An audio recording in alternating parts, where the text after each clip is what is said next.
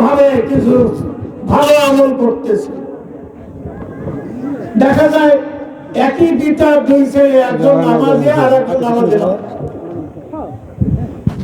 বেগম নামাজ পড়ে, তার স্বামী নামাজ পড়ে না, এরকম আছে না?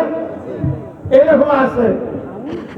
এটাকে কামাজ সালাত বলে না, ওই মাক্কান নাম ফেলার যেটা রাষ্ট্রের তরফ থেকে এটা প্রশাসন পরিচালনা করবে, নামাজ কায়েম করবে। আলহামদুলিল্লাহ, নামাজ কায়েমের জন্য আর কি কি লাগে আল্লাহর নবী তা দেখে দিয়েছে।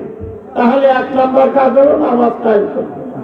2 নম্বর কি? ওয়াতাউজ যাকাত, আর্থিক ব্যবস্থা যাকাত ভিত্তিক হবে। আলহামদুলিল্লাহ, সেখানে সুদ থাকবে না, লুটতরাজ থাকবে না, অন্যায় থাকবে না।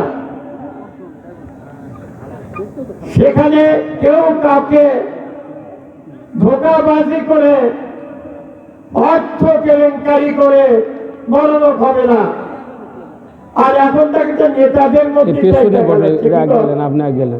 তাহলে এই বাংলাদেশে যদি যাকাত আদায় করা হয় তাহলে 1 বছরের মধ্যে দারিদ্রতা তো থাকবে না। আলহামদুলিল্লাহ। তারপরে কি? মারুফিল মারুফ, মারুফ কাজ মানে ভালো কাজ চালু করা হবে। এখানে আমর মানে হলো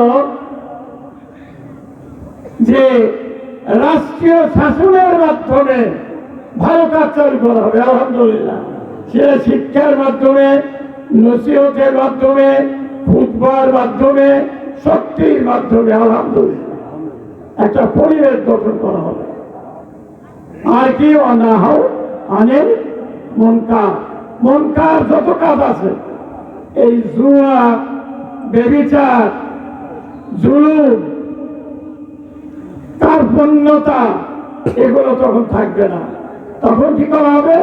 এর বিরুদ্ধে আইন প্রয়োগ করা হবে। আলহামদুলিল্লাহ, তখন এটা এই অন্যায় থেকে মানুষ ফিরে থাকতে পারে, যার ফলে মানুষ দুনিয়াতেও একটা বেহেশতের সুখ পাবে এবং কবরেও সে মুমিন হয়ে যাওয়ার সুযোগ পাবে। আলহামদুলিল্লাহ।